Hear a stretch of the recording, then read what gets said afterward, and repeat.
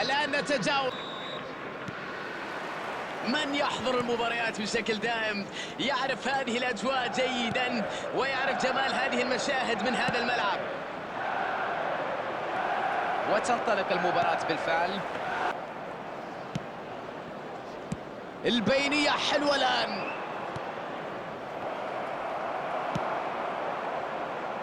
دوناروما اسم كبير في حراسة المرمى، ونعرف أنه تواجد حارس قوي في الملعب يمنح اللاعبين راحة كبيرة داخل الميدان، لأنهم مدركين أنه يمكن الاعتماد عليه. لا شك أنه حارس استثنائي وموهبة مميزة في جيله، خصوصا عندما يحمل اسم جيان لويجي. بالتأكيد يحمل جينات هذا الاسم. مع الوقت ممكن يتحسن في التعامل مع الكرة بقدمه ويصبح حارسا مثاليا.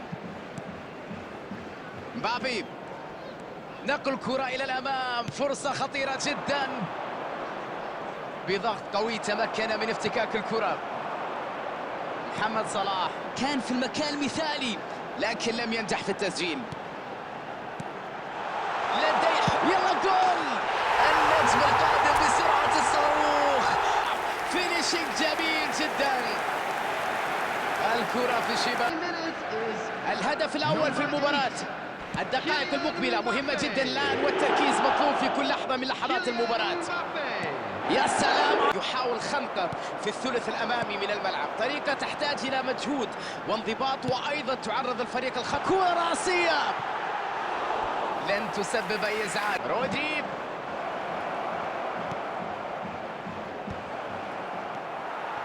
كامافينجا. النتيجة الحالية أظن المدرب راح يحاول خروج بالشوط الأول لبر الأمان والحفاظ على أفضلية الهدف. ميسي،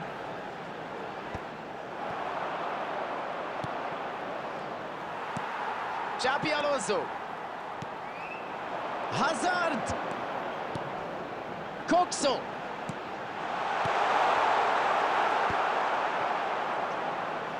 يجرب حمام التسديد. الكرة بالشباك من سيمونز. هذه هدف خيالي يسجل في هذه المباراة. أي بداية هذه! هدف آخر يأتي يعزز التقدم. أظن أنه سدد أقوى منها من قبل. يحاولون فرض المزيد من السيطرة من القوة في هذه المباراة، وأيضا البحث عن مزيد من الأهداف. سيتمكن الفريق من تسجيل مزيد من الأهداف. مانشستر يونايتد يتحكم في المباراة والتسديد. دقيقة. ميسي، جابي ألونسو، مبابي. الإمكانية الآن، سيطرة مطلقة وهجوم متواصل في هذه المباراة. تحرك في منتهى الروعة، راوغ المدافعين وكأنه لا يرى أحدا في طريقه. تستمر المباراة والنتيجة أمامنا 3 أهداف مقابل لا شيء. كوكسو دائما ما يبحث عن أي ثغرة داخل الملعب. يستعيد الكرة بعد ضغط قوي. يلعبها إلى داخل منطقة الجزاء. سهلة وبسيطة في يد الجول كيبر. ميلان محاولة لصنع هجمة من خلال كرة طولية لكنها لا تنجح، ولكن أيضا أمر مبشر خصوصا أنها المرة الأولى في الشوط الثاني. هل تمر الكرة؟ يحصل على المساحة. فرصة كبيرة الآن. ينجح في تشتيت وإبعاد الكرة. تمريرة جميلة، معها الكرة ولديه المساحة ليشكل خطورة.